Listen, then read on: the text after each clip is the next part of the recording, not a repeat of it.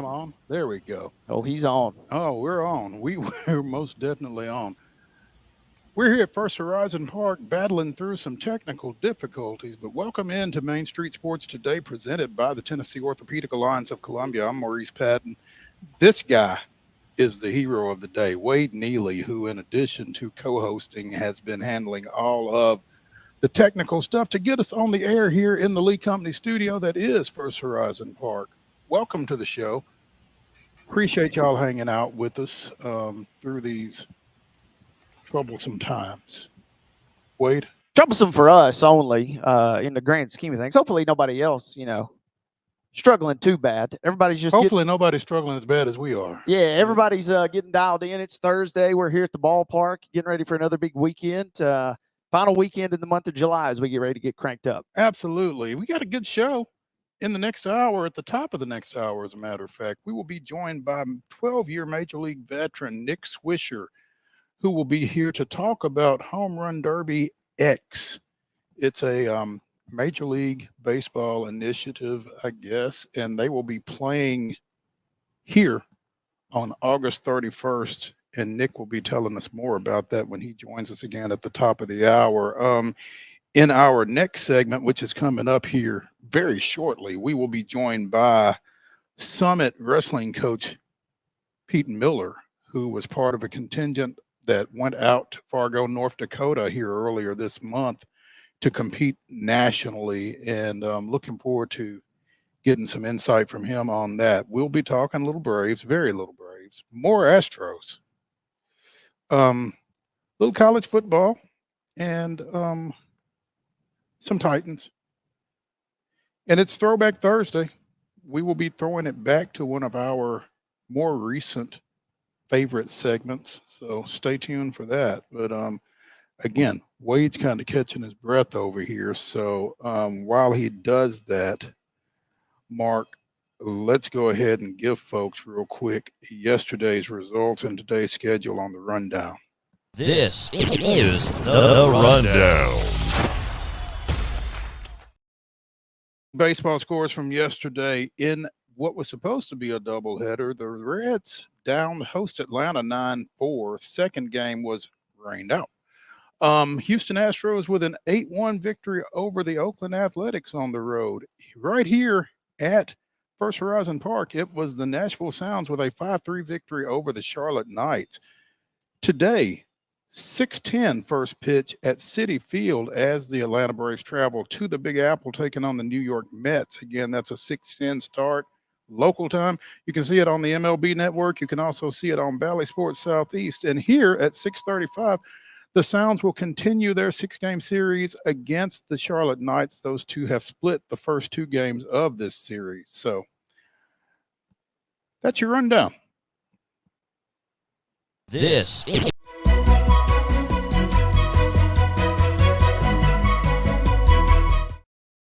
Your top story brought to you, as always, by Piggly Wiggly and Neely's Mill in Columbia. Be sure and check out their delicious daily deli lunch options, which are available until 6 o'clock.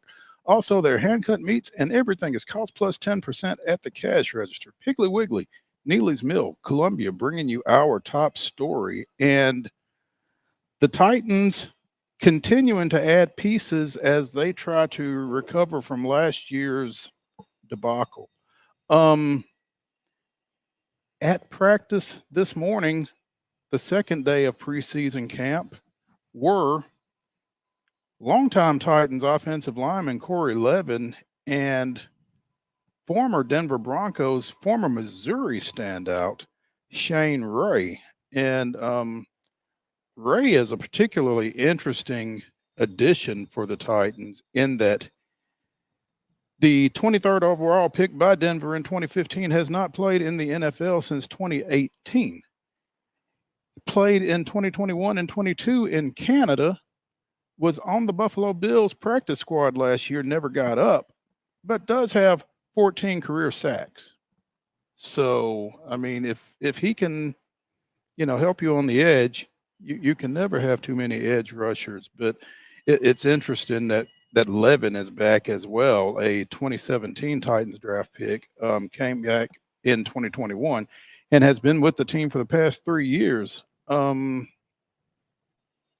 good to have him back as you continue to try to reinforce that offensive line that has been so problematic here over the last couple of years. And if he can help in that rotation, that'd be great. And again, if Ray can give you some help on the edge, so much the better. And if not, what's it cost you? Yeah, I mean, you're basically out nothing. And Ray was brought in during rookie minicamp, and we thought we were going to get him signed then. And so for whatever reason, after kicking the tires on him, they waited. But you're right. We said it back then, and we'll say it today. I mean, having a little bit of extra depth, especially early in the process here, maybe light a fire under somebody, maybe see what Shane Ray can do, maybe kind of just push the rest of the Titans defense and obviously everybody, really. I mean, when you're in camp, everybody says it, but I mean, it kind of is a blank slate except for just a few key positions and a few key players. Everybody else has a chance to kind of work their way into the rotation or a starting position. And again, it's not like Ray hasn't done it. He just hasn't done it in a while. Right. So be interesting to see how that works out. Again, Titans with an open practice at Nissan Stadium on Saturday. So check out titansonline.com for details on that. You do have to have a ticket, so you'll need to go to the website to get the ticket, but those tickets are free. So speaking of that, again, Mike Keith will tell you that again later in the show, as he is our Throwback Thursday segment, and we will discuss Titans, among other things, with him. We won't discuss Shane Ray or Corey Levin, however. So he's not that good. He's good. He's good. He's good. He's not that good. Let's take a break here from the Lee Company Studios at First Horizon Park. When we return on Main Street Sports Today, presented by the Tennessee Orthopedic Alliance of Columbia, we will be joined by the patient Summit Wrestling coach, Pete Miller, talking a little Fargo, not the movie. Stay tuned when we come back.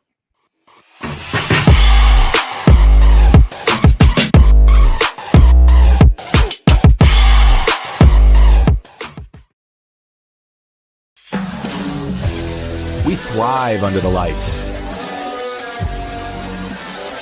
A city of performers. Putting on one heck of a show. Headlining night after night. Welcome to Smashville.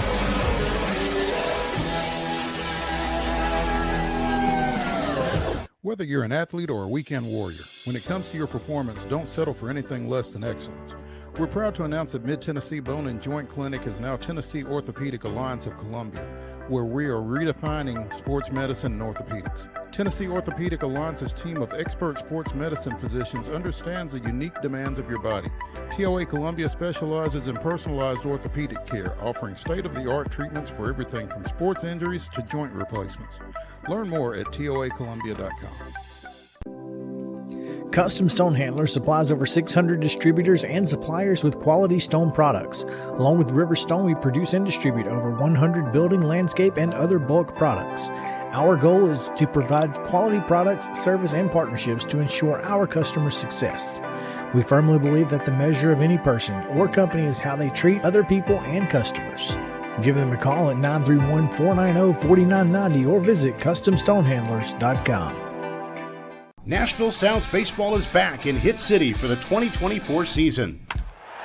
Spend your nights and weekends at the ballpark with weekly giveaways, fireworks shows, throwback deals, live music, and more. Top talent will take the field at First Horizon Park against the AAA Minnesota Twins, Baltimore Orioles, Atlanta Braves, St. Louis Cardinals, Cincinnati Reds, and more. Tickets start at just $10 and are available now at NashvilleSounds.com. We will see you in Hit City.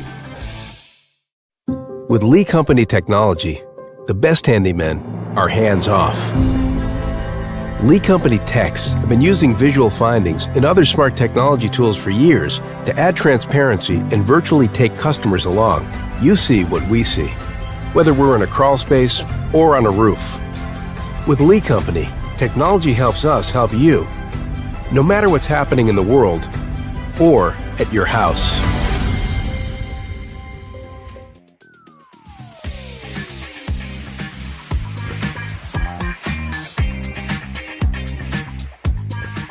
Throwback Thursday continues here on Main Street Sports Today, presented by the Tennessee Orthopedic Alliance of Columbia. I'm Maurice Patton, along with Wade Neely. We're coming to you from the Lee Company studios here at First Horizon Park, home of the Nashville Sounds. Later in the show, we'll be visiting with Major League Baseball veteran Nick Swisher, who will be taking part in Home Run Derby X right here on August 31st. He's going to tell us more about that. Right now, though, it is Coach's Corner, and we are joined by Summit Wrestling coach Pete Miller. Now, you might ask, it's summer. Why are they talking to a wrestling coach in the middle of the summer? Well, if you've been around high school wrestling at all, you will know that champions are made in the summer. Am I right, Coach Miller? Oh, absolutely. Thanks for having me. Thank you for joining us. Pete, for years, has been part of the Team Tennessee contingent that goes out to Fargo, North Dakota, to take part in a freestyle and Greco national tournament for wrestlers from middle school age up through high school, basically. And it's some of the best wrestling that you will find for that age level, from what I understand. I've not been fortunate enough to go, but I know plenty of people that have and swear by it. And not just the tournament, but what it takes to go to the tournament in the middle of July and basically not get embarrassed, right, Pete? Oh, absolutely. You know, it's the largest tournament in the world. There's over 1,000 representatives from each age group for boys, 16U and juniors. And a lot of this is what you're going to see in the Olympics, freestyle and Greco wrestling. You know, here in the next couple of weeks, you're going to see Team USA compete for an Olympic title. And this is that style of wrestling. So actually every single Olympian that we have representing the United States competed at this tournament when they were in this age group in high school. That's a nice little feather in the cap of that tournament, I guess. And I guess at the same time, for wrestling, it's almost a prerequisite to get to that point. Is that right? Oh, this is the tournament of all tournaments. You know, everybody competes in wrestling November to February. What college coaches want to see is who's willing to put the time in between February and the upcoming November. This is the tournament where you will see every single college coach rubbing elbows, joking around, looking at the big names. And this is the tournament where if you want to be discovered, this is the tournament you compete at. Pete, I'm curious, how much of this do you approach as a coach, obviously, but how much of this do you approach kind of as just a fan of the sport? Because it kind of seems like you're describing almost like a Bonnaroo type, but for wrestling, where there's literally everything for everybody at every turn, it seems like. No, you're exactly right. You know, this is the tournament when we mark our calendars. The peak of our season isn't the state tournament. The peak of our season is Fargo Nationals. And this is the one where we're getting better and better as a state. You know, we now finish top 20 in every style, which is something we've never done as the state of Tennessee. We had over 100 representatives from the state of Tennessee. You know, and I was looking back at my notes last year, or in 2014, 10 years ago, we sent 10 kids. This year we sent 105. So this is the tournament you want to be at. This is the end all of be all of national tournaments for the sport of wrestling. Yeah, and then I'm curious also, and I think Mo and I will get into it a little bit more, but you just kind of raised a great point. I mean, the trajectory of the state of Tennessee seems like it's certainly on the come up as well. Is that fair to say? Oh, absolutely. Look at the trajectory we've had. You know, a lot of the national champions that we've had have come from Middle Tennessee. It's been great. But again, the trajectory is just showing year after year after year. And I can show it with statistics this year. You know, Pete, you talk about the increased participation from Tennessee. Is that just kids and coaches? Well, kids seeing it and coaches being able to convince kids that, you know, to get to where you want to be, this is where you got to go. Oh, you're exactly right. You know, it's pumping into these kids that these college coaches want to see you wrestle outside your comfort zone in the middle of July. While your buddies are hanging out at the pool, you're doing 2-a-day training camps with the rest of the kids from Team Tennessee. I think a big factor for growth in Tennessee is the fact that most of the coaches now in Tennessee have either wrestled at this tournament or they know how big it is to experience it and compete in this tournament. So just to be able to train, all of June and July to go away to Fargo, North Dakota for 10 days. I mean, come on, people don't want to do that, but that's what college coaches want to see is, are you willing to make those sacrifices before they make the investment in you as a college athlete? If it was easy, anybody could do it, right? You're exactly right. And I say you, Team Tennessee took more than 100 wrestlers and they brought some skins back. Oh, absolutely. We had 14 medalists. That's the most we've ever had. 2 years ago, we had 11, but we had a female national champion at U16. That was fantastic. Not only that, but, we were without our number one wrestler, so to speak, in the state of Tennessee, in Piper Fowler. She just won the Pan Ams. She's going to represent us in the World Championship. She's getting ready to represent us. So that was without her as well. So throw her in the tournament where she won it last year. We would have yet another national champion in All-American for the state of Tennessee. And a couple of All-Americans from Spring Hill. Yeah, absolutely. We had Jarvis Little and Zachary Little both finished 7th in Greco. This was huge because both their brackets were 256 guys in their weight classes. So to finish top 8 in that bracket's pretty big. But what I like with them, they always joke around saying that they're not Greco guys. So now I can hold that over their head and say, guess what, gentlemen? You're Greco guys, whether you like it or not. Pete, after you go to an event like that, obviously you got to be fired up for not only your program, the state of Tennessee, but also Team USA. And as we get ready to embark on these Olympics, what are your expectations and what do you think how this is going to play out on the world stage? What would be a good showing for Team USA at these Olympics on both the men and women's side? I'm going to be 100% selfish, and I think a lot of people, though, would agree with me 100%. On the men's side, there shouldn't be a reason why we don't win every single weight class. I truly believe that. I think this is one of the strongest teams, if not the strongest that we've ever sent in the Olympics in men's freestyle. Same for the women's side. They've been a lot of younger girls step up that you're going to see that have now made a big splash on the world stage. So I'm going to say go ahead and, of course, count in Marialis to win yet another Olympic title for them. But expect some of these young girls and young guys that this is their first Olympics to not only shock the world, but possibly win the whole thing. Yeah, and I'll be fascinated to watch. It's kind of one of the compelling storylines, really, for the entire Olympics in some regards, is we get our first glimpses of some of these names. Obviously, all these names by heart, and their background and their weight class. You can memorize in your sleep. But it's kind of also exciting because you see these same student athletes then go on to compete further down the road, especially at the collegiate level. And it seems like the USA has done a great job of kind of fusing in wrestling, especially those world-class level performers, but also end up being great student athletes. Oh, absolutely. One that we could talk about from Middle Tennessee was Nick Boykin, multiple-time state champion at Riverdale. He took 3rd in the Olympic trials at 96 kilograms in Greco. That was a hometown kid, Middle Tennessee guy that wrestled for myself and Jeremy Welder in Wasbo Wrestling Club. But we're doing it. Tennessee guys are putting people on the map, and we're putting them right there in the Olympic and World Team trials to represent our country at the highest levels. Summit Wrestling coach Pete Miller joining us here on Coach's Corner on Main Street Sports Today, presented by the Tennessee Orthopedic Alliance of Columbia. Pete, you and I talked earlier this week about this whole process, like you said, 2-a-days in June and July to get ready to go out to Fargo. And 256-person brackets sounds a little overwhelming, but it's not just about the competition when you get out there, is it? Oh, no, absolutely not. It's the mental aspect. You're in a dome. You're at Fargo Dome, and they have mats from end zone to end zone, 30 mats. They have 2 mats up on a riser with spotlights. Again, it's the largest tournament in the world. There's over 1,000 representatives in each age division. People come from all over the world to study the tournament to figure out how they can host something like this. So for Tennessee to have the numbers we did represented in the national tournament was big.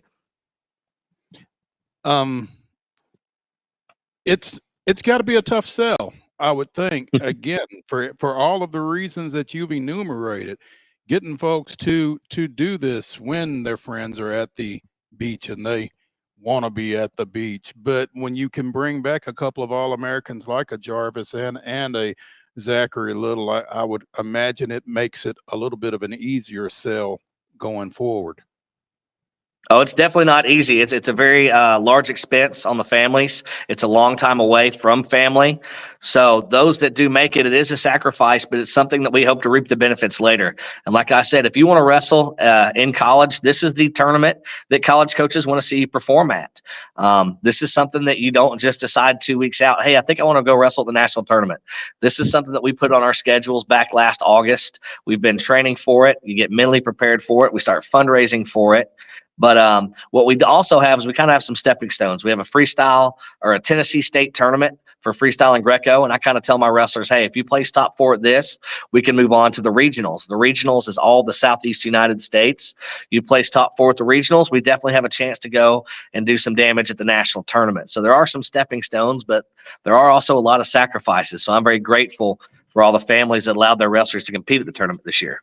Yeah, so I love the way you described that. It's not just you flip a switch and decide to go. I mean, you kind of have to commit, but you also have to kind of, in some ways, earn your way, right?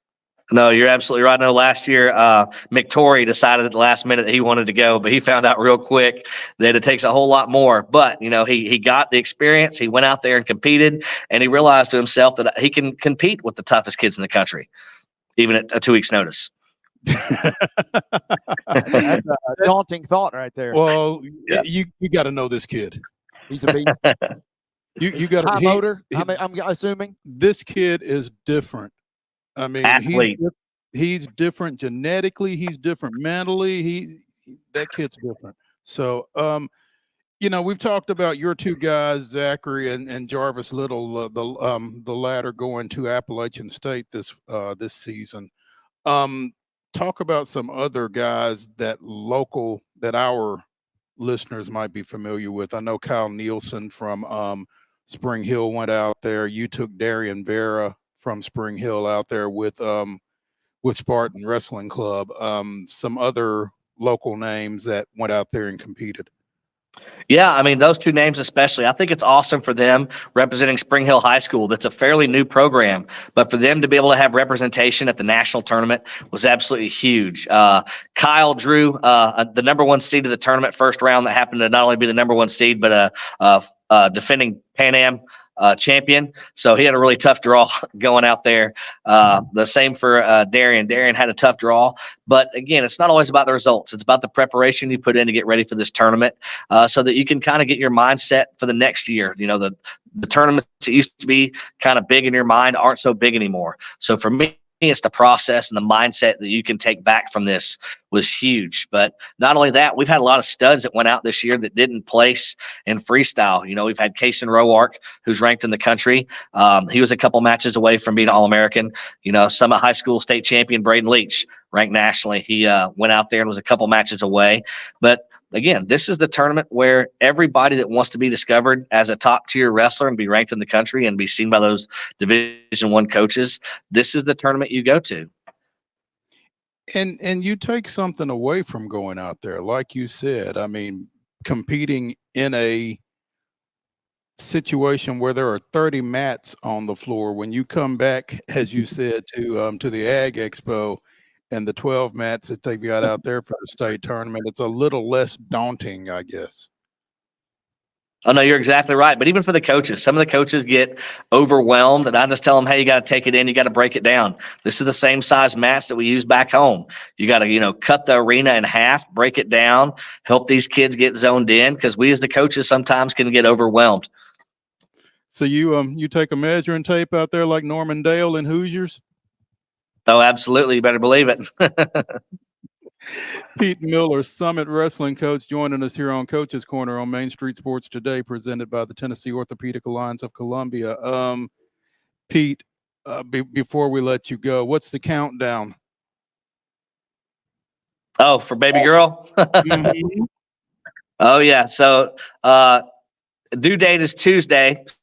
So hopefully we're able to take care of that not any sooner. We still got some stuff going on, but I was very fortunate that my wife allowed me to go have one last experience with one last ride with Jarvis. So that just made it even extra special because she knows these kids are just like mine. You know, I've been with them every day since he started. So I'm very thankful for my wife, Terry, for letting me take that trip. But yeah, baby girl, girls wrestling. Here we go.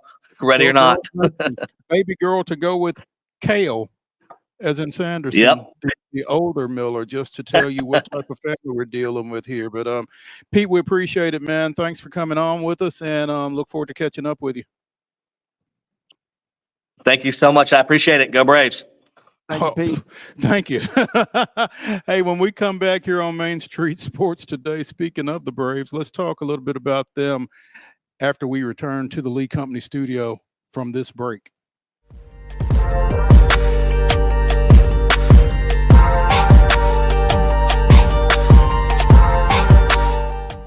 Nashville Sounds Baseball is back in Hit City for the 2024 season. Spend your nights and weekends at the ballpark with weekly giveaways, fireworks shows, throwback deals, live music, and more. Top talent will take the field at First Horizon Park against the AAA Minnesota Twins, Baltimore Orioles, Atlanta Braves, St. Louis Cardinals, Cincinnati Reds, and more. Tickets start at just $10 and are available now at NashvilleSounds.com. We will see you in Hit City. Whether you're an athlete or a weekend warrior, when it comes to your performance, don't settle for anything less than excellence. We're proud to announce that Mid-Tennessee Bone and Joint Clinic is now Tennessee Orthopedic Alliance of Columbia, where we are redefining sports medicine and orthopedics. Tennessee Orthopedic Alliance's team of expert sports medicine physicians understands the unique demands of your body. TOA Columbia specializes in personalized orthopedic care, offering state-of-the-art treatments for everything from sports injuries to joint replacements. Learn more at toacolumbia.com. With Lee Company technology, the best handymen are hands-off. Lee Company techs have been using visual findings and other smart technology tools for years to add transparency and virtually take customers along. You see what we see, whether we're in a crawl space or on a roof. With Lee Company, technology helps us help you, no matter what's happening in the world or at your house. Jones & Lang Sporting Goods here in Columbia has been outfitting teams, officials, and anybody else from T-ball to college for 50 plus years. Be sure and check them out at 931-388-8060 or online at jonesandlang.com. Jones & Lang Sporting Goods, the look of a winner. Zion Christian Academy, zioneagles.org or 931-388-5731. You can schedule your appointment. Go tour their campus. It is beautiful over there, and you're definitely going to want to see it. Again, it's zioneagles.org. Give them a call, 931-388-5731, and schedule your tour today. Custom Stone Handler supplies over 600 distributors and suppliers with quality stone products. Along with River Stone, we produce and distribute over 100 building, landscape, and other bulk products. Our goal is to provide quality products, service, and partnerships to ensure our customers' success. We firmly believe that the measure of any person or company is how they treat other people and customers. Give them a call at 931-490-4990 or visit CustomStonehandlers.com. Piggly Wiggly, located in Neely's Mill Shopping Center, is Columbia's locally owned and operated Cost Plus 10 grocery store dedicated to serving the community with low prices and smiling faces. Piggly Wiggly offers fresh, hand-cut meats daily as well as daily hot plate lunches from their deli counter. You're certain to see smiling faces and a helping hand when you're here at Piggly Wiggly. Come by and check out our fresh produce, high-quality meats, and more. Down home, down the street, we'll see you at the Pig.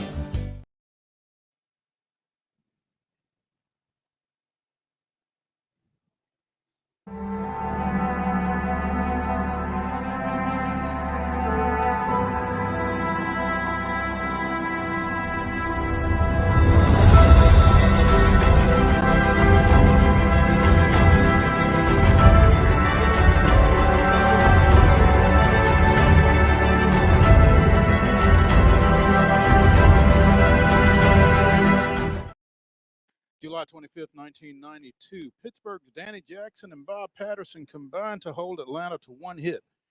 That one, though, was a second-inning solo home run by David Justice, and it was all the Braves would need for a 1-0 victory as Charlie Leibrandt, Alejandro Pena, and Kent Merker combined on a 5-hit shutout. Lee Brandt did the heavy lifting, scattering 4 hits and striking out 7 over 8 innings before Pena picked up a pair of outs in the 9th and Merker closed out the win. That was this day in Braves history. That was a good day. That's a solid day by some solid throwback contributors. Absolutely. We could use some of that. Yeah, David Justice, you think he can get up and swing a little bit? He probably could. I saw Manny Ramirez in the hallway. I almost stopped him for you, Mo. I said, look, how quick can you get down to Atlanta? They need some hitting. I almost did that. But I had to go to the bathroom really bad, so I just kept walking. Hashtag priorities. So, yeah, I apologize. Yeah. We talked yesterday about the Cincinnati 9-4 win over Atlanta in the day game of what was supposed to be a day-night doubleheader. Well, the night half got rained out. So that was it yesterday. And that wasn't a good one to leave town on. The Braves on the struggle bus right now. 1-4 coming out of the All-Star break. They won that walk-off game Saturday in the front end of a doubleheader after Friday night's game against St. Louis got rained out, but they've not won since, and they struggled. That's got to be the frustrating part. I mean, that's a wild situation, right? You reschedule the game for the doubleheader, but then you only get one of the two in. I'd be kind of upset if, I was hoping maybe to catch 2 in one day, and then that's the one you got to see is the 9-4. Don't even get the chance at redemption later that night, unfortunately. Right. Yeah. So hopefully the redemption will come tonight when the Braves open a road trip at Citi Field taking on the New York Mets. Chris Sale goes in that 6-10 start up there. 13-3 with a 2.70 ERA, and I think this is the 3rd day in a row that he was supposed to start. So, yeah, what's his mental makeup right now? Is he just like – he's like, am I ever going to get on the field again? I probably could have pitched in the All-Star game if I wasn't going to pitch again until Thursday. Yeah. You tell me this now. Yeah. I wish I had known this was going to be my schedule beforehand.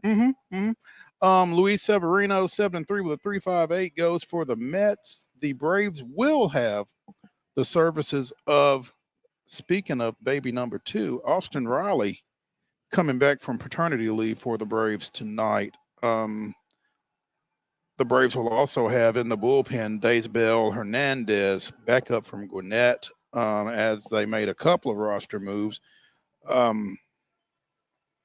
Short, I've lost his first name. The utility infielder, Zach Short, has been designated for assignment by the Braves. I guess with the recent call-up of Luke Williams and the addition of Whit Merrifield, Zach Short, of the 8 for 51 in 29 games, was deemed expendable because they got to find somebody that can hit the ball. Yeah. So every option kind of on the table, it appears right now. And again, as we were discussing with Doug Scopel of the Nashville Sounds here off air earlier, the trade deadline is midnight next Tuesday. So look for something out of Alex Anthopoulos' sleeve between now and then, or some things, because you could kind of throw a dart and anything that you hit might be a need for the Braves at this point. The Braves, who are still ahead of the pack in the wild card standings, only 2 games, but still ahead of the pack. So we'll keep an eye on that. Again, Houston bouncing back with an 8-1 win against Oakland last night. Just really roughing them up. They got 2 from them, and they said, we won't be pushed around. We'll show you athletics. And so Hunter Brown, though, was dealing. He was pitching very well last night for Houston. They got the offense going, scored in the first, and it was 1-1 while we were on air, and I'm thinking, oh, great, here we go. But that would be all that Oakland got off of Hunter Brown is the Astros with a little sign of life offensively. It was not quite. It was one of those deceiving box scores. They didn't get 4 runs till later in the game, I think in the 7th or even the 8th inning. So kind of slightly deceiving, but any win's a good win, and Houston desperately needed one after dropping the first couple to Oakland there to start that series. Jose Altuve showing some signs of life with 3 hits and driving in a pair. There we go. Be nice to see him skip the All-Star game, and so maybe get a little extra mojo going for Altuve coming back out here. Welcome to San Francisco, former Brentwood High School standout Robbie Ray, the ex-Cy Young winner, making his 2024 debut after signing with the Giants over the offseason. 5 innings with 8 strikeouts, no hit. Ooh. The longest no-hit bid by a Giant starter in his debut with the team since 1960. I think they're going to like Robbie Ray in San Francisco. Yeah, talk about making a good first impression. What are you going to do for an encore? But just for now, enjoy the effort, because kind of been a long time coming, and yeah, it was worth the payoff, or worth the wait, I should say. I misspoke.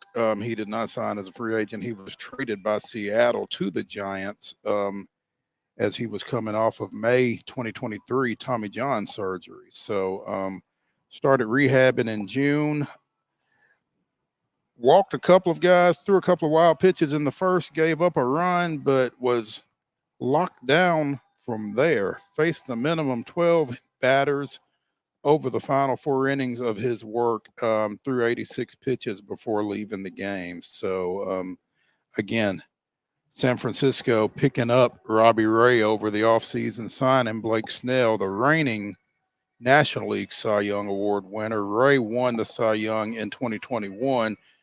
If they can get both those guys going, they got to feel pretty good about their chances to maybe make some noise in the West, even as, the Dodgers and the Padres kind of feel like they're head and shoulders. With that kind of pitching, you feel like you got a shot. Absolutely. And we feels like we say it every year, but I mean, it rings true. When you have some dominant pitching, yeah, there could be the, crazy performance, like we saw with Skeens the other night, where a team just gets enough to you and your team just doesn't score enough. But by and large, if you can dominate that mound, especially in the postseason, we could see some really good things happen. Absolutely. Talking about the Padres. Hello. One of the last teams to record a no-hitter. Got another one today. Dylan Cease no-hit Washington in a 3-0 victory that just went final here a little bit ago. Struck out 9, walked 3, threw 114 total pitches. And Ha-Seong Kim drove in all the runs that Cease and the Padres would need with a 3-run single in the first. San Diego extended their win streak to 5, swept the Nationals. Second no-hitter in Padres history, following Joe Musgrove in 2021. That's pretty crazy for all of the pitchers, all the great pitchers. Randy Jones in particular, I remember when I was younger. But for all of the arms that San Diego has had, they did not have their first no-hitter until 2021, and now they have 2. In short order. Talk about, worth the payoff, man. We're going to make you wait all the way until 21, but then you're going to get 2 in a couple of years. 2 in 3 years, yeah. This is the second one of the 2024 season. I bet you know who threw the first one. Yeah, I remember. Blanco. Ronel Blanco in early April. He almost threw another one, and then Skeens got close the other night. He was pulled early. There have been a couple close calls, so it's cool to see that come to fruition. What'd you say, 115 pitches today? 114 pitches. I mean, they kind of dangling him out there a little bit, trying to make history there. That was cool to see. Yeah. Improved to 10-8 with the win. Cease did after being acquired from the White Sox over the offseason. So San Diego trying to mount a challenge to the Dodgers, 7.5 back in the West. So nice accomplishment for Dylan Cease and for the Padres earlier today. And he's been on fire. 9 strikeouts today, but he's been a punch-out machine at times this year with double-digit efforts. So kind of seeing that power pitching. Did not see the power pitching from the Red Sox yesterday. Feel like that's worth mentioning. They gave up 20 runs. No, did not see power pitching or much. And the else. crazy part is, who's it? Pavetta was pitching yesterday. Keep your eyes on him his next outing. He's done this crazy yo-yo all season. And he goes out and he gets hammered, and then he comes out and throws like 10 or 11 strikeouts and is dominant. Yesterday was a dud. Hammered. Yeah. You give up 20 runs to the Rockies. That's almost you just got to fold the season. I mean, Yeah, just go ahead and cancel the rest of the year. You start looking for relegation type situations when you give up 20 to the Rockies. So yeah, that's tough. And Garrett Cole got clobbered too. So the AL East was taking some beatings yesterday, which I know pains you and groans you. But, it does. It's tough. Terry McCormick, where you at? Because that was tough yesterday from Garrett Cole as well. Yeah, probably good that we got Terry on yesterday and not today. Yeah. Up in Milwaukee, the parent club for the Sounds, they're kind of going through it. Christian Yelich is going on the injured list and maybe having season-ending spine surgery. Lower back inflammation he is currently experiencing and is meeting with a specialist today. Among the options, obviously, is that season-ending surgery. Back issues have plagued the outfielder / DH for years. This is his fourth stint on the injured list that has been back-related. Second this year. Has been able to avoid surgery to this point. Rest and treatment are also on the table. What are you going to do? But also, though, there's a potential that I can finally get on the other side of this when all is said and done. We'll see. It remains to be seen, I guess. Said young Mr. Yelich. Hitting 11 home runs with 42 ribs, 21 stolen bases, and a .315 batting average at the time of his placement on the IL. Was in the All-Star game a week ago. So yeah, I mean, there was talk that he might sneak in and be a home run derby participant. And man, what a difference a week makes. That is not good. I've seen him play a rehab assignment here at First Horizon, and that certainly had a more positive outlook at that particular time a couple years ago. It does not sound very positive right now for one of the greats in the NL Central. Absolutely, and that's unfortunate. You hate to hear that, and you hate to hear about back issues. Yeah. Because, you know, you hear people say once they do one operation, then you just kind of open the door. So, you know, we'll see. Wish him the best. As of right now, it doesn't seem like that move is going to impact the Sounds roster, which is different because it seems like a lot of trickle down has taken place between the Brewers and the Sounds, but they activated Gary Sanchez into that spot, so who was coming off the injured list. So no effect here at this point with Christian Yelich going on the IL. We will keep an eye on that. Hour number one of Throwback Thursday here on Main Street Sports Today, presented by the Tennessee Orthopedic Alliance of Columbia, shuts down when we return. We will have with us former Major Leaguer Nick Swisher to talk about Home Run Derby X that will be taking place next month here at First Horizon Park. So stay tuned when we come back to the Lee Company Studios after this.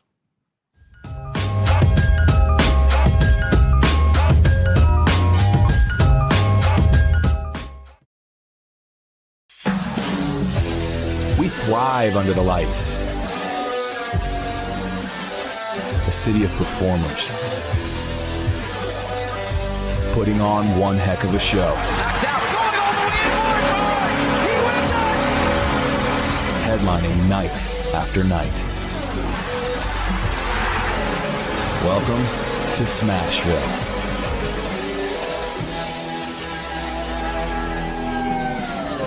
Whether you're an athlete or a weekend warrior, when it comes to your performance, don't settle for anything less than excellence. We're proud to announce that Mid-Tennessee Bone and Joint Clinic is now Tennessee Orthopedic Alliance of Columbia, where we are redefining sports medicine and orthopedics. Tennessee Orthopedic Alliance's team of expert sports medicine physicians understands the unique demands of your body. TOA Columbia specializes in personalized orthopedic care, offering state-of-the-art treatments for everything from sports injuries to joint replacements. Learn more at toacolumbia.com. With Lee Company technology, the best handymen are hands-off. Lee Company techs have been using visual findings and other smart technology tools for years to add transparency and virtually take customers along. You see what we see, whether we're in a crawl space or on a roof. With Lee Company, technology helps us help you, no matter what's happening in the world or at your house. Jones & Lang Sporting Goods here in Columbia has been outfitting teams, officials, and anybody else from T-ball to college for 50-plus years. Be sure and check them out at 931-388-8060 or online at jonesandlang.com. Jones & Lang Sporting Goods, the look of a winner. Zion Christian Academy, zioneagles.org or 931-388-5731. You can schedule your appointment. Go tour their campus. It is beautiful over there, and you're definitely going to want to see it. Again, it's zioneagles.org. Give them a call, 931-388-5731, and schedule your tour today. Piggly Wiggly, located in Neely's Mill Shopping Center, is Columbia's locally owned and operated Cost Plus 10 grocery store dedicated to serving the community with low prices and smiling faces. Piggly Wiggly offers fresh, hand-cut meats daily, as well as daily hot plate lunches from their deli counter. You're certain to see smiling faces and a helping hand when you're here at Piggly Wiggly. Come by and check out our fresh produce, high-quality meats, and more. Down home, down the street, we'll see you at the Pig. Nashville Sounds Baseball is back in Hit City for the 2024 season. Spend your nights and weekends at the ballpark with weekly giveaways, fireworks shows, throwback deals, live music, and more. Top talent will take the field at First Horizon Park against the AAA Minnesota Twins, Baltimore Orioles, Atlanta Braves, St. Louis Cardinals, Cincinnati Reds, and more. Tickets start at just $10 and are available now at NashvilleSounds.com. We will see you in Hit City.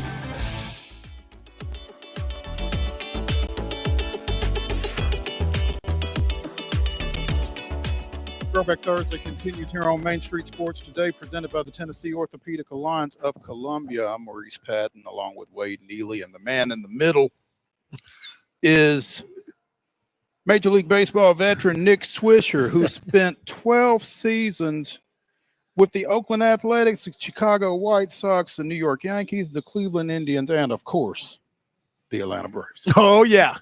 How you guys doing today? We're doing well, All Nick. right, Appreciate you taking some time with us. Nick is in town. There was a luncheon earlier today here at First Horizon Park to, I guess, inform folks about Home Run Derby X, which will be taking place here at First Horizon Park on August 31st. Mm-hmm. And Mr. Swisher, he of the 245 career home runs, will be taking part in Home Run Derby X. This is the third year of this venture by Major League Baseball, and Nick has been involved from the jump, as he informed us. So, Nick, kind of tell people who aren't as familiar with this what it's about.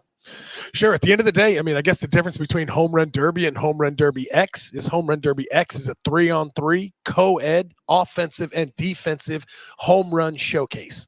So that's the easiest way to explain it. What it is we kind of put ourselves out there. We kind of recreate the baseball field. We don't use the full field as what it is. We have men and women competitors, which is amazing. We have our legends, which are ex-Major League Baseball players. We have our elite female athletes, whether they play softball or they play hardball. And then the third player on each one of those teams, which we had a competition here about a month ago. And we have 4 players from right here in Nashville that are going to compete as well with all of us. So I love the fact that it's an amazing event. I love the fact that it's a shorter event. It's not a 3-4 hour venture. It's really a 2-hour venture, really, if you want to think about it like that. And so I think for us, you know, we've done this internationally. We've done it domestically now. And I think the one thing we're really realizing from Major League Baseball standpoint is that this plays great in minor league ballparks. It's a very intimate show. Yeah. It's a very accessible show. And I think that's one of the coolest parts about this is the fact that us as competitors really get to do our best at giving back to the game that has given us so much. So I'm a girl dad. So the fact that like my daughters have other people to watch hit rather than me, they're like, Dad, we've seen you hit so much. Now the fact that they're able to see like Jocelyn hit and Mia hit and Amanda's going to hit and Alex is going to hit. And so the fact that we have these amazing female competitors that are only helping us grow our game and hopefully growing the Home Run Derby X brand as step well. aside and let the real hitters get in there and do some work, I right? tell you, man, once you see the way these women can hit a baseball, you will be very impressed. I can promise you that. set to participate in Home Run Derby X here at First Horizon Park, in addition to the aforementioned Mr. Swisher, are Manny Ramirez, you're familiar with the name, Pedro Alvarez, former Vandy boy. Oh, yeah.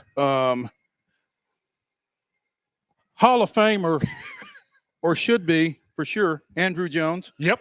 Former Oklahoma softball standout Jocelyn Alo, Alex Hugo from USA Baseball, Amanda Lorenz, a Pan American softball gold medalist who played at, no, she didn't, yeah, she played at Florida. Yeah, she's a Florida 4-time All-American. Woo.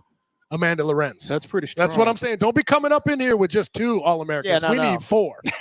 you gotta have your resume correct, right? If you want a shot at this thing. And Mississippi State's Mia Davidson-Smith, who is the all-time Southeastern Conference leader in home runs with 92. Oh, yeah. Third in NCAA history. Also, Kyle Bowers from Ashland City, Bailey Holbrook from Simi Valley, California, Corey Lubinsky from St. Louis, and Tyler Marshburn out of North Carolina are your 4 amateurs. Is that? Yeah, that's what we would call them. Okay, yeah. Amateurs. Okay. And so again, 4 3-player teams. Yep. Each will have a legend, yep, a woman, and one of those amateurs. So you'll play 2 semifinal matchups, yep, and then you'll have one. So what? 3 games. 3 total games. Yep. And points are scored again with home runs. Yep. And with catches, right? Which is the best part about it, Okay. right? I think that's one of the coolest part about Home Run Derby X is being able to bring in that defensive side of the game. Everybody appreciates a home run, and we see a lot of those throughout baseball, but the diving plays, the amazing athleticism that we can see in the outfield, I think that's just an added dimension that I think separates our game from any other home run derby out there. So we're really, really excited about that. The fact that we've got offensive players, we've got defensive players, we've got men, we've got women, an all-inclusive game, man. Really, really excited to come here and put on a show here on the 31st. So basically, the ideal would be for Andrew Jones to rob a home run, right? Yeah, rob them and hit them. There we go. Yes, there we sir. go. Multifaceted. Nick, I got to ask you before we really get too far. I don't know if the team names have been announced yet, because I'm going back through some of these older team names. I mean, Johnny Gomes with the steamed cheeseburgers. Yep. But you went with the bouncing pickles. Yeah. Yeah, that was in Hartford. Tell me more about that. Yeah, I think that's the another cool thing that we've got going is it's not just Major League Baseball. This is showcasing the Nashville Sounds as well. And so we will be using 4 of their jerseys. I think we're the Nashville, the Hot Chickens. Yeah. We've got the Hit City. You've got the Sounds, and I think there's one other jersey that I'm missing. But the fact that we're able to go out and showcase all of the jerseys that the Sounds have to offer, that's exactly what we want to do. That's a really cool thing. I think the 4th one is the Brewskis. Yeah, the according Brewskis. to the Correct. Best for last. Cam. We'll be having a few of those after. Yes. You know what I mean? After? After. But not during. No, not during, just after. Not during. Just after. Okay. Well, I mean, stranger things have happened. Yes, right? sir. So, Nick Swisher joining us here on Main Street Sports today, presented by the Tennessee Orthopedic Alliance of Columbia, telling you about Home Run Derby X that will be here at First Horizon Park on August 31st. Nick, your final year in the majors was 2015. Mm-hmm. What have you been doing since then to kind of keep yourself in home run shape? Well, I feel like I'm a little more busy now than I was during my career. I've got a few jobs that I've got right now. My first job and my favorite job, by far, being a special advisor for the New York Yankees, is absolutely fantastic. The fact that I have my hand on the pulse, get to feel, like what's happening in the game, and right now with where analytics are going and the whole night, I've learned so much over the last handful of years, and being able to report back to our general manager and our owner, as well as Kevin Reese, our farm director. It's just been a blessing for me to still be part of the family that I love so much. And they've pulled me out of the gutter twice in my life. And the fact that I'm able to be part of an amazing organization like the New York Yankees is by far my favorite job. My second favorite job is the Commissioner's Ambassador Program, working with Rob Manfred in the Commissioner's office, which is absolutely fantastic. Number 3, here with Home Run Derby X, and being able to give back to the game that has given me everything that I have, the roof over my head, the car that I drive, the food that I eat, the fact that I'm not able to compete at the big league level, but still able to compete for the brand and still able to go out and show kids that this game is fun. And being able to bring that next generation of young players into our game is exactly what we're trying to do here with Home Run Derby X. And that was something I wanted to ask you about as well. The choosing of the charities, is that kind of left up to each individual, or kind of walk us through that process? Because to me, that's one of the coolest things of all is that you guys are going to be giving back as well. 100%. I think that's the name of the game here with Home Run Derby X is give back. You know, I feel like that all of us, from Manny to Andrew to Pedro to myself, as all of the female competitors we have, this game, softball, baseball, has given us our livelihood, has given us our passion in life. So the fact that we have the ability to give back to the charities that really mean something to us is something fantastic and an amazing thing to be able to do. Major League Baseball has done such a tremendous job at vetting these certain charities and figuring out where we feel like we can fit in the best. But at the end of the day, the fact that we're giving back at all is the name of the game. Absolutely. And an impressive lineup. We saw Manny walking through the hallway earlier. Looks great. He looks great. And I mean, he's just beaming from ear to ear. You can tell it seems like he's really fired up to be a part of this as well. Yeah, and we're so blessed to be able to have somebody like that. I mean, obviously, this is the third year in existence for Home Run Derby X. We have really developed a great family atmosphere, which is amazing. The fact that we can bring in female competitors as well as male competitors, it brings in the younger generation, man. Young females want to come and watch this. Younger men want to come watch this. So I think for all of us, man, we're so excited to be part of it. Andrew Jones as well. The fact that we are rolling out some massive names this year, we're really going to start to gain a lot of traction now because of those two names. There's no doubt about it. And obviously, Pedro Alvarez, an ex-Vandy boy right down the road here, I'm sure he's going to bring in a whole grip of people as well. So the fact that we have some familiarity with guys who maybe have played in this ballpark or maybe have played in the colleges that are close to this, that's exactly what we're trying to do. We're trying to make sure that these minor league teams get out of this competition everything that they want to, as well as everything that we need to get out of it as well. I love it. Nick, some of us on this show are of a certain age that I have to be careful to call you Nick and not Steve. I'll take it though. Because as I was growing up, I had your dad's baseball card, you know, through his years with the Cubs, the Cardinals, and the Padres. What is it like growing up and being a major leaguer, but being the son of a major leaguer? Well, I can definitely tell you that I had an added advantage. There's no doubt about it. The fact that my father, my hero, my idol, somebody who meant so much to me, could roll me out the blueprint on how to do what I wanted to do in my life because he had been there and he had done that. And I think it's also great to be able to listen to somebody who's been there and done that because there's no guesswork. He knew exactly the work that was going to take. He knew exactly the ups and the downs that I was going to go through. He taught me that I had to be mentally tough. And I think nowadays, man, sometimes that's sort of the path that needs to be taken. This world is only getting more competitive as we go up. Now only 20 rounds in the Major League Draft now. So there's just more and more players that are coming in and fighting for those spots from all the way from rookie ball to the big leagues. And I think the one thing that I would also tell young players out there is that I don't want to hear this, I want to play in the big leagues anymore. I want to hear you want to stay in the big leagues. You want to make your mark in the big leagues. It's not all about getting up to the show and getting your cup of coffee and coming home. That's not what we're all about. We're about going out there, giving everything we've got to this game and seeing exactly where it's going to take us. Because if you give everything that you have to this game, I can promise you it'll give you something back. And everybody in this game will tell you that it's much easier to get here than it is to stay here. Ain't no doubt about it. I mean, listen, injuries happen a lot. You know, being hot at the right time helps. But at the end of the day, when you get up there to the show, you quickly realize the talent level. And I think that's one of the things that minor league players need to understand is the drastic change from AAA to the big leagues is such a huge gap now that it's hard for guys to get up because they're like, wow, the talent level is so much better. I wasn't prepared for this. So then when they get that one opportunity, then they might not make the best advantage of it, take advantage of it because you never get a second chance to make a first impression. So at the end of the day, when you get that time, regardless of when it is, whether it's your first year in the big leagues, the second year, you're like, whenever it is in your professional career, you have to be ready to make that mark. Maximize. You have to be ready to take that shot because if you don't, there's going to be somebody, I can promise you, whether from the Dominican, whether from over in Asia or a global sport now we're in, somebody is going to be prepared for that moment. So you better be the one that's ready. Nick Swisher, he'll be in action down there on August 31st for Home Run Derby X, along with Manny Ramirez, Pedro Alvarez, Andrew Jones, and a host of others. Tickets on sale? Yes, sir. Ticketmaster, NashvilleSounds.com, baby. I got you. I'll plug it all. There we go. I'm ready. There we go. The multi-talented Nick Swisher joining us here on Main Street Sports today, presented by the Tennessee Orthopedic Alliance of Columbia.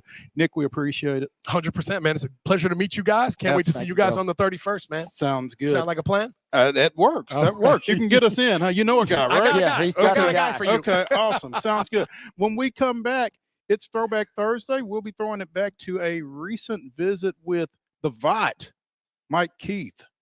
Stay tuned.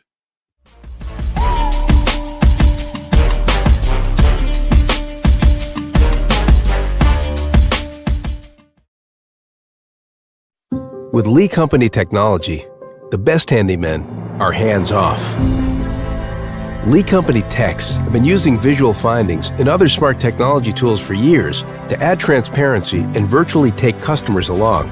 You see what we see, whether we're in a crawl space or on a roof.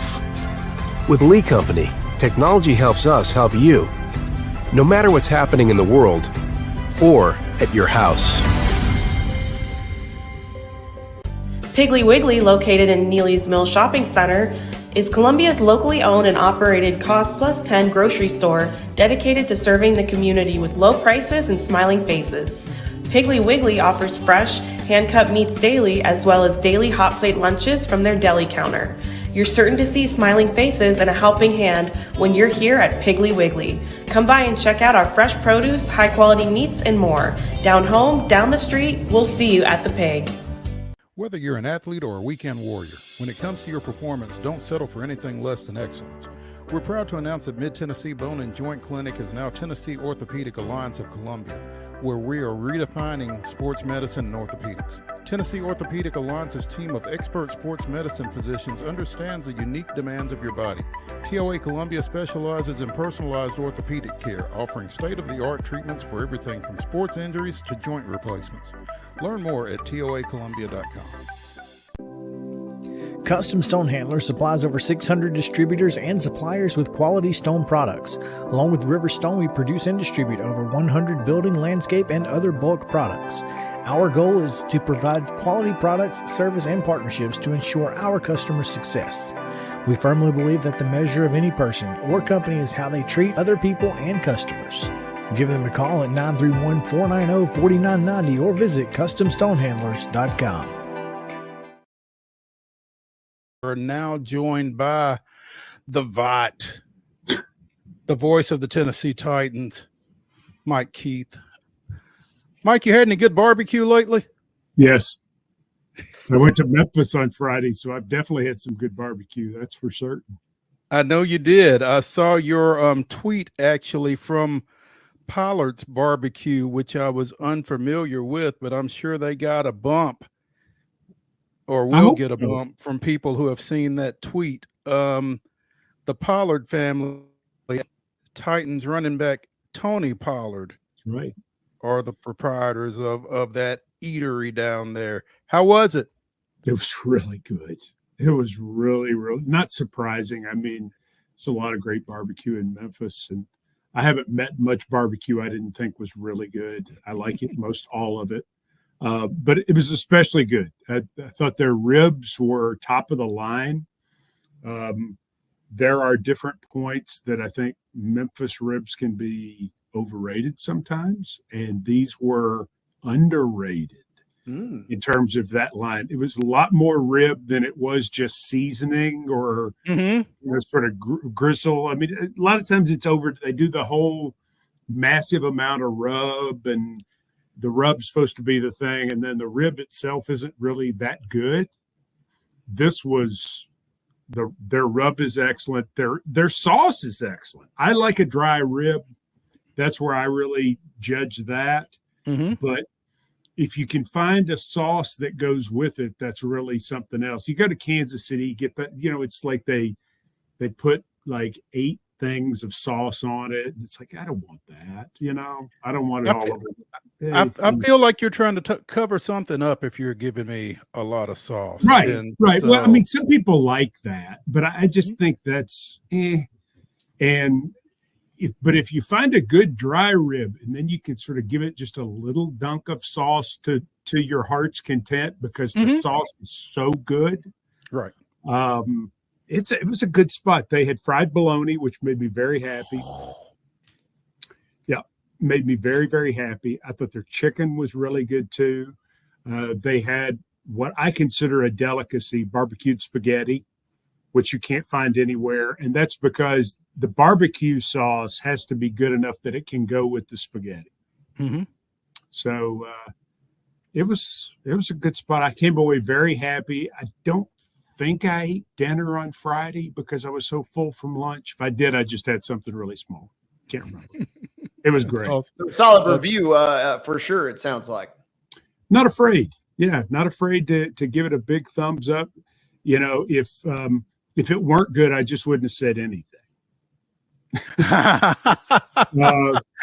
you go. It really is heavy move there. His parents are delightful.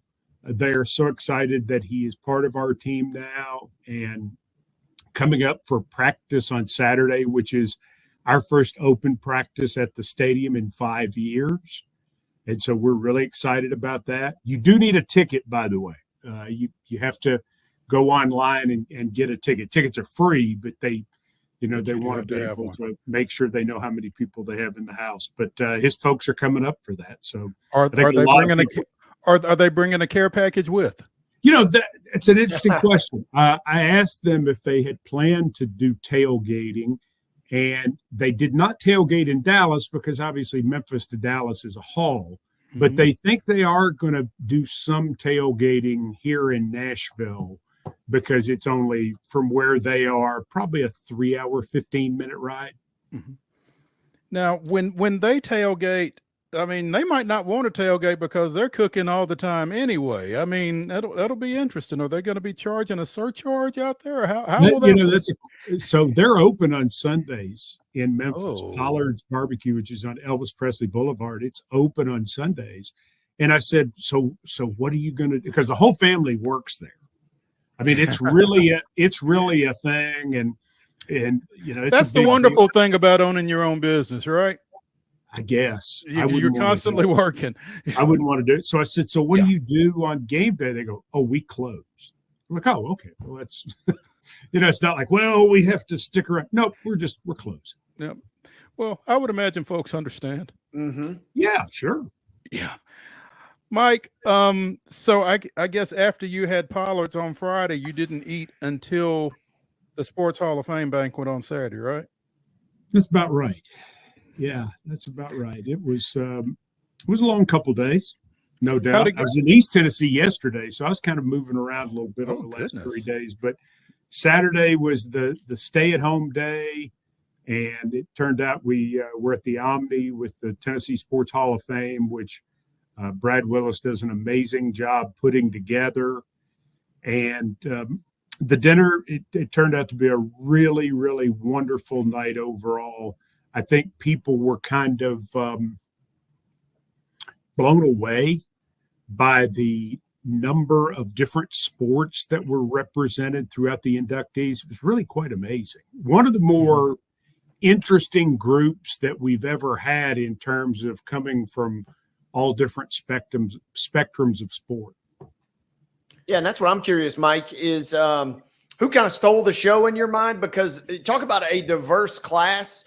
That was that's always the fun thing with just even reading through the bios of everybody, whether you're familiar with them or not. This Hall of Fame induction ceremony touches so many different realms in so many different ways. I'm curious, kind of your takeaway. Who maybe, if anybody, kind of really, really captivated the audience this weekend? I think it's Bill Dance. I think that to me was the one that sort of got everybody. If it wasn't Bill Dance, it was Scott Hamilton. And they were very close, 1A, 1B.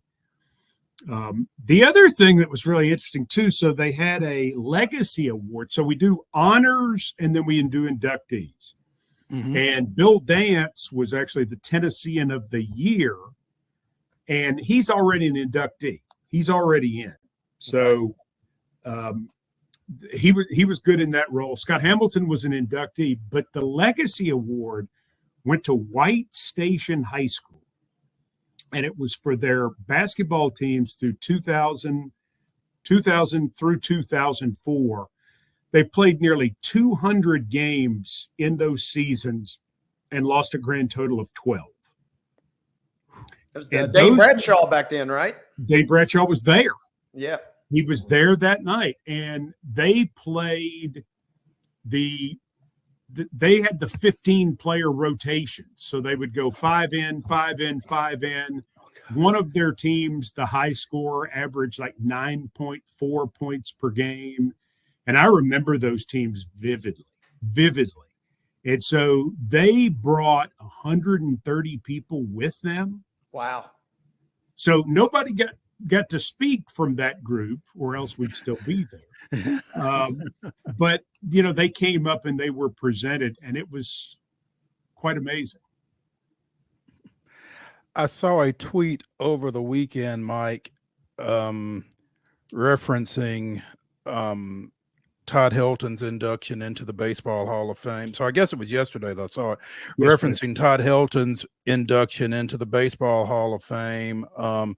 Dalton Connect's being drafted a few weeks ago, and Chris Burke's induction Saturday night into the Tennessee Sports Hall of Fame. And they said, nobody is more proud of their school than University of Tennessee student athletes. It was a picture of Dalton showing the lining of the jacket that he wore to the draft that night. It was Todd with the power T lapel pin and the orange jacket that Chris wore Saturday night. And I just thought that was really kind of cool, the way they literally wear their allegiance to UT. Yeah, I think Tennessee was obviously very proud overall of, not only the weekend they had, but really the last school year.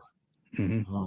They certainly had a lot of success in sports, and they've had a lot of their guys out and about. The Todd Helton Baseball Hall of Fame, just the whole thing, from the moment it was announced, waiting to see if he would get in. My wife and I were in a restaurant out west, and we happened to walk in just at the moment that they were announcing. And, just to sit there and wait and watch and see. And I think he got in by like 2%, 3%, something like that. It was really amazing. And so to follow all of that, and I covered Todd in high school at Central.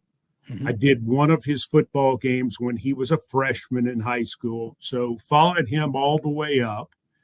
Obviously did all of the baseball games on the radio at Tennessee. And I mean, he's a huge reason I'm here, probably more than any other athlete, because he gave me a chance to call some crazy stuff in college. And that improves your tape a little bit when somebody gives you good material that way. Just like an actor, when he gets a good script, when you get good material, it helps you be able to do some things that people might notice. So I was certainly very appreciative to have those 3 years with Todd and to know him from so far back, and to see him do this. Very happy for him and for the entire Helton family. Certainly his wife and children as well. Mike Keith, the voice of the Tennessee Titans, affectionately known as the VOT. You can find him at 10 Voice on Twitter or on X. And it's been a revelation finding Mike on social media. Actually, again, saw that clip that you did from Pollard's Barbecue over the weekend and different stuff. It's because you're not constantly on there inundating folks with stuff. And so it's one of those deals where when Mike says something on Twitter, it's worth checking out. But yeah, and hope and yeah, exactly. I mean, efficient. I like it. Preseason camp starts Wednesday. Obviously, again, there's an open practice Saturday at Nissan Stadium. You do have to have a ticket to get in, as Mike mentioned. But so much has taken place over this offseason with this team, Mike, and it's finally time to see what it all looks like, I guess. What are you most anticipating seeing here over this first few days of preseason camp? I want to see Brian Callahan at work. I've seen him some in the practices during the OTAs and the mini camp, but we're getting ready to see the real thing. Now, the first few days of practice is obviously that sort of like the high schools do, where they ramp up, and the league has that as well now, which I think is a good thing for players to come in and sort of get to work their way up to full pads, which will be sometime the middle of next week, early to mid next week. But I want to watch the head coach. I want to see what he does. And I also, want to watch Denard Wilson coach the defense. He is absolutely the head coach of the defense. And so I want to watch what he's able to do. I want to see the rookies like everybody else does now that they are fully in with the vets. Interesting decision, guys. And I was surprised by this. Brian Callahan is bringing in everybody tomorrow at the same time. He could have brought rookies, injured players, and quarterbacks in early. He chose not to do that. He's bringing everybody in at the same time because he wants everybody in feeling like they're very much part of the same football team from the jump. And so I mean, it's all going to be fascinating to see how quickly it comes together. Absolutely. And Mike, I am curious. Is there any guy in particular in that rookie class, or maybe if you could just even kind of put it into context? It seems like we take the kid gloves off, obviously, at some point. Mm-hmm. And is tomorrow or Wednesday kind of when that officially happens, or do some guys kind of grasp that earlier? And if so, maybe who's a guy that you're particularly maybe excited about seeing in the full scheme of things as we get into the nitty gritty this week? I was kind of shaking my head, Wade, because I think somewhat yes, because you're wondering who can start practice. Mm-hmm. Does somebody have to go on to PUP, or is somebody off to the side because they don't pass the conditioning test? So you don't exactly know if it starts right away. If everybody comes in, passes the conditioning test, then you're just sort of watching to see what goes on the first few days. But I just don't believe in much of what I see until I see people in pads. It's a totally different game. And I don't just say that because of the hitting, although that is a large part of it. But what has always amazed me through my time covering college and pro football is the fact that some guys are just as fast with their pads on as they are when they run the 40. Some guys are actually faster for some strange reason. Seems like they play faster than what their 40 time is. And then there are certain guys who've run these wild 40s and their speed doesn't translate to the field. And you're like, what happened? So a lot of it's how you carry your pads, how you play in those situations. Do you tire out more?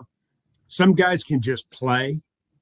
You get some people that look like they're straight out of Fitness magazine and they have these great physiques, and then you have these other guys who don't look like that, and the don't look like that guys sometimes end up being much better football players because so much of the game is innate, and it's about wanting it. It's about aggressiveness. It's about a lack of fear. And back to the other part too, it's how fast do you play? You can't measure any of that until you see some of that. So yeah, I'm going to be interested to see if T'Vondre Sweat's ready to go for the start of camp. You bet I am. But am I going to fully judge T'Vondre Sweat until I see him with football pads on? No. Also, I loved what you mentioned a moment ago. So much of this offseason was kind of offensive based and driven, and the headlines were about the coaching staff and the acquisitions there. But I'm kind of like you. I am really fascinated to see what Coach Wilson potentially brings, kind of putting his thumbprints and kind of DNA on this defense heading into camp, and then obviously beyond that. Well, and to see who he likes. Right. Who he likes for his defense. And that will become pretty obvious within the first 2 weeks of camp as you'll watch the rotations, because you'll say, oh, he likes so-and-so in these situations, or, oh, he doesn't like this guy as much, or, you'll be able to get a feel for the players that he feels like fit in. Like, Jamal Adams, for example, you get the impression that when they were going to add a safety, somebody said, well, we need a Jamal Adams type. That's the kind of type guy we need for Denard Wilson's defense. And maybe somebody said, well, why don't we just go get Jamal Adams? He's available. So, how does Jamal fit? How does Roger McCreary fit? How does Jack Gibbons fit? How does Sebastian Joseph Day fit in the defensive line? How does Arden Key fit? Are they going to find different ways to use Kenneth Murray? All of those different things are going to be things that I'm watching for. And also the mix and match quotient of it too, from the standpoint about, does he like to go 6 defensive backs? And if so, who are the 6? Mm-hmm. Does he play a 3 defensive end package? Is a guy like Caleb Murray or Rashad Weaver a different player in different schemes within this defense, even if they're not starters? Are they regular rotators in certain situations? So, a lot of that will be telltale towards what he likes, and will also start to tell us a story towards what the 48-man roster will be like on game day. Meaning somebody's got to play special teams, and hey, if we know this particular player is going to be used on third downs, then he's definitely going to be one of those special teams guys, which means somebody else is not. Right. So you start putting together the math of all of it too, which I think is a lot of fun. Mike Keith, the voice of the Tennessee Titans, joining us here on Main Street Sports Today, presented by the Tennessee Orthopedic Alliance of Columbia, and we're so happy to have him. Mike, as the only VOT, you've seen every coach in Tennessee Titans history. I have. For some reason, it feels like to me, and you'll tell me if I'm wrong, because we go that far back and you're not worried about telling me I'm wrong. It feels like the dynamic from Vrabel to Callahan is different than any other transition that we've seen. Maybe more something. I don't know. Have you seen another change that has been as well? Munchak to Wisenhunt maybe was very different. Okay, very different people. Munchak was the straight ahead sort of guy, whereas Wisenhunt was very acerbic, very sarcastic, kind of more, trying to lean more toward the cerebral than what Munch was. Munch a really smart guy, but Munch very much trusted the players. He because he was, a Hall of Fame player in his own right. So he didn't sit around and tell them everything they should do. Wisenhunt wanted to be a guy who told them everything they should do. So that was a big change.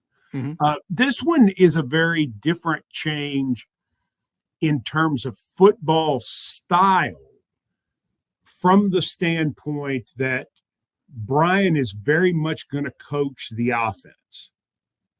And he's got Nick Holtz, and he's got other coaches who are certainly going to help him. Mm-hmm. But he's running the offense. His week is going to be set up for him to set up the offense. That's how in working with him on his schedule for radio and TV, we already know it's going to be vastly different. Whereas Mike Vrabel was in with all groups at different times. This guy is a very different offensive personality because it's going to be his show. And we have had some guys like that. Wisenhunt was like that too, but it was it was very definitive in this case that this is the direction he's going to go. Their personalities, Vrabel's personality and Brian Callahan's personality are not as dissimilar as you might think. They both have wicked senses of humor. They both like to have a lot of fun. Really good guys. Now, Vrabel is much more sort of in your face than Callahan is. He's more laid back. And I don't mean that in terms of coaching style. I mean, if Vrabes is walking down the hall here at Ascension St. Thomas Sports Park, you know it, right? I mean, here he comes. He's big. He's Mike Vrabel. If Brian's walking by you have to stop and realize, oh, that's the head coach, because he's not as big and boisterous in that way.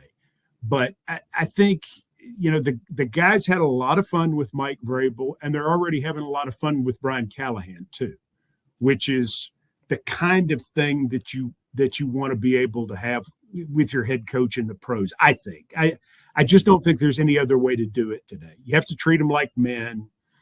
You've certainly got to coach them hard, and you want to win games. But at the same time, I mean, that old school stuff about playing mind games and just that doesn't fly anymore.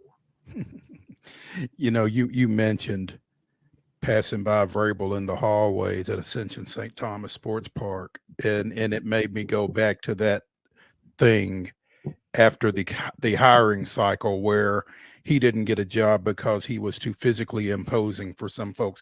When you heard that, what was your reaction to it? Well, I know what they mean. I don't think it was physically imposing. I think what it is Mike is big. Everything about Mike is big. Physically, he's big. His personality is big. His opinions are big. His jokes are big. Everything about him, there's a Mike Ditka quality to him that, and I can't think of many people that I can compare him to, but I think Mike intimidates people for that reason.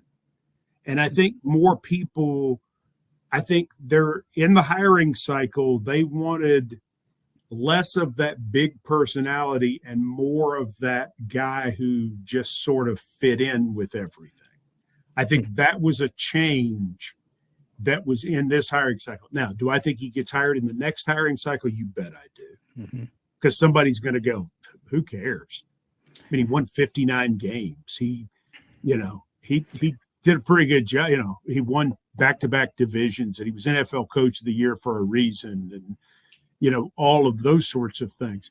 But as was with our situation, I mean, when we made the change, the main reason is Amy Adams-Strunk wanted a different dynamic from Rand Carthon to Chad Brinker to the head coach to the training staff to the analytics department. I mean, and this really started in baseball. The Astros were one of those teams that were one of the first teams to do it, and several of the successful teams they've kind of got a leadership council, right? That's the term that's being used. There are a lot of people that have input, and while the GM or the president or even the head coach in some instances may have the final say, ownership wants that leadership council. That's what the Detroit Lions have. And Amy Adams-Strunk is a big fan of what they're doing and is a huge fan of Sheila Hamp, who's their owner. And the sense is that if you have this leadership council of people, then you thoroughly vet everything you do in a way that makes you make the best decisions in every area. And, Mike Vrabel was not brought in with that. He was 5 years under the traditional GM head coach thing. And she said up front, she said she didn't know if that would work because Mike is this big presence. And it did not go the way she wanted, and so she made the change. But I think it's different strokes for different folks. It works in a lot of different ways at different places. It's worked for us. We had 6 straight winning seasons. Right. But John Robinson was the GM where we had a lot of winning football games. But she feels like for the sustained success to get to that level, that's where we need to be. So that was what our mindset was, and the biggest reason why the change was made here, in my opinion. And I think it was more of the trend out there in the hiring cycle, which is why, do I believe somebody said that? Yes. I do believe somebody said that, but I think that's more about what they meant. Mike Keith, the voice of the Tennessee Titans, joining us here on Main Street Sports Today, presented by the Tennessee Orthopedic Alliance of Columbia. Mike, always a pleasure when we can get you on, and appreciate you taking some time out of your going from Memphis to Mountain City this weekend and Lenoir City. Some rest. Oh, so you didn't go all the way up. Okay. No, I didn't go I went to Lenoir City yesterday. Okay. All right. Well, good. Get some rest. I will. We appreciate you. I'm ready to play ball. Let's go. Oh. I've had enough rest. Let's do this. All right, then. Be careful what you wish for. Hey, I want it. I'm ready for this season. This is going to be one of the more fascinating teams we've ever had. I just want to see what's going to happen. Absolutely. Mike, thanks. Thanks, guys.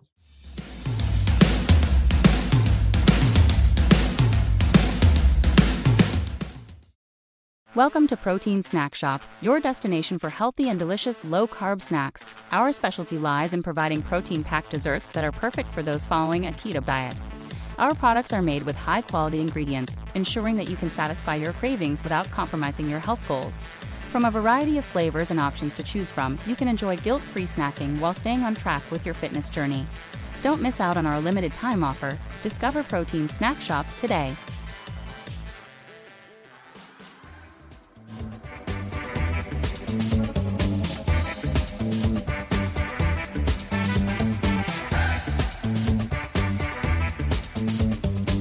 Throwback Thursday continues here on Main Street Sports Today, presented by the Tennessee Orthopedic Alliance of Columbia. I'm Maurice Patton. That's Wade Neely. We are in our final segment of the day, and appreciate you guys sticking around through our rough start. But we're coming to you from the Lee Company Studios here at First Horizon Park, home of the Nashville Sounds. They are starting to scatter out onto the field to get loose, get ready for their 6:35 matchup with visiting Charlotte. Game 3 of their 6-game series here this week. And Wade, it's always fun when we're able to get Mike Heath on. He's a wealth of knowledge. He's passionate as they come. And he literally has called every Titans game in existence. I mean, he is the record book. He's the voice of record, as it were. And it's always great because he does a great job of towing the company line, but also engaging with the fans and engaging with us in the media as well. So always appreciative of his time. Absolutely. Again, this is our final segment. It's the grab bag, and we figured we would start at Big Ten Media Days that are going on this week, where they have welcomed in a couple of new institutions from the West Coast. Both Deshaun Foster from UCLA and Lincoln Riley from the University of Southern California spoke, and Deshaun didn't get off to a great start. No, is the easiest way to put it. No, he did not. It was tough for Deshaun in the press conference phase of Big Ten Media Days. And, again, we've been to the SEC Media Days. When you're up there on the podium or at the podium with all of those media members staring in your mouth, if you're not comfortable with that kind of thing, it can be a little uncomfortable. And apparently that was the case for Deshaun Foster, first year UCLA coach, and got a little nervous. His prepared statements weren't great, but it seems like, as he was doing the car wash afterwards, going from individuals to individuals. In the smaller groups, it really seemed like he was significantly better is what you gather from this article on CBS Sports. But his start made it to the social media channels. Yeah, I mean, well, I'm glad that he improved because he really had nowhere to go but up, if we're being honest. And I've been there. We've all been there. I mean, there's a reason that death is ranked below public speaking on most people's fears list, right? I mean, and you could just see the wheels turning. He got up there and he kind of was going with the flow, and then things just really got off the rails. Just kind of ground to a halt. And he looked off to the side, and when he looked off to the side, and he realized there was nobody to save him, nobody to help him. That deer in headlights look. He let out the nervous laugh is the part that kind of got me, because he chuckles at himself for a moment. He realizes he's in this predicament, but then he also has this realization: there's nobody here to save me, and it was cringe, as the kids would say. Yeah, it really was. But he also explained, he'd rather do a Q&A, than just come off the cuff with an expansive view of his program and himself and that kind of thing. And he says, I'm not a rah-rah guy. You don't get any points for being rah-rah, but I played football. I didn't start coaching at 20. I played football in college at a high level. I got drafted playing football in the NFL for a few years at a high level, and then I decided to coach. My path is way different than a lot of these other people that are coaching and up here doing all that stuff, just like when I'm recruiting. It's not a pitch. Do you understand? I'm not a car salesman. Have there been some really great speakers out there that haven't been able to coach? Undoubtedly. Right. There you go. Yep. And he is correct. And I will never forget. I've talked on this show about the old school, how I became a Jets fan was we had the old satellite dish, Mo, and I will never forget 1998, Oregon with Akili Smith versus Deshaun Foster and Cade McNown, UCLA.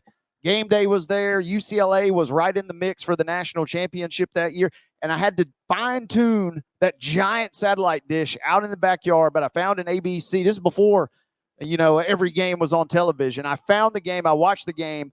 And I remember he was a freshman then. I was like, holy smokes, this guy is unbelievable. And then UCLA ends up winning that game. And then they lost later in the year as part of that wild finish to the season that ultimately ends up with Tennessee getting into the BCS championship. But he's got the goods, and I think he'll do a decent job. But it was kind of funny that we're talking UCLA joining the Big Ten, and this for all the schools, they're the ones kind of seemingly lagging behind a little bit in terms of the public perception, which is crazy to think about, right? It really is. UCLA. I mean, Oregon is floating a giant duck down the river in Indianapolis and just knocking it out of the park with their marketing. They're a favorite to make the college football playoff in their very first year in the Big Ten.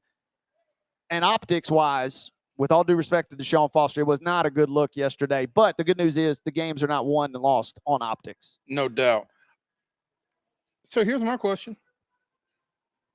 In light of Deshaun Foster's struggles at Big Ten Media Day, who came out looking worse, Deshaun Foster or Lincoln Riley, who in year 3 at Southern Cal, year 3 of a 10-year, $10 million contract, says, we are playing catch up. Oof. We're playing catch up in facilities. We're playing catch up in NIL. We're playing catch up in resources within the program. We've been playing catch up in damn near every way you can think. Man, I interpret that one of two ways. That does not seem like a coach that is happy with his administration. And there's two ways to go about that. There's the quiet and the easy way, or, the difficult way perhaps. But he went guns a-blazing. And I had to look this up. Jennifer Cohen is the AD at USC. She is probably you're going to need to know that name. She is not extremely impressed with those remarks because, there's one way to go about it, and he chose the more violent approach, it seems. He did kind of choose violence, it sounds like. Not coincidentally. Yes. BetOnline has put out its first college football coach fired in 2024 odds. Sitting atop those odds is Florida's Billy Napier at 4-1. But if you scroll down a little bit, you can find Lincoln Riley on this list. He's 25-1 alongside Dabo Sweeney and Brent Venables.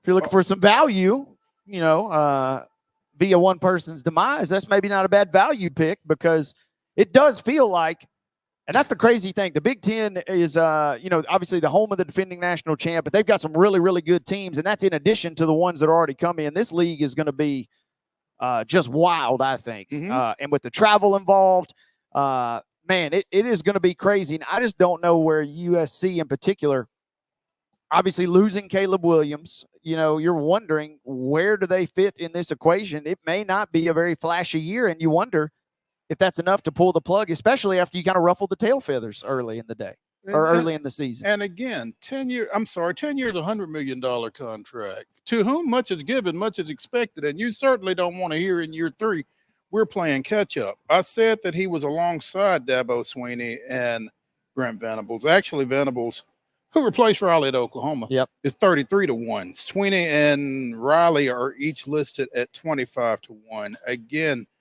Billy Napier leading the pack at 4-1. Man, Sam Pittman's probably on that list too, if I had to guess. 5-1. Yeah, he's right there in Napier territory. I mean, and the SEC, there's two ways to look at it, right?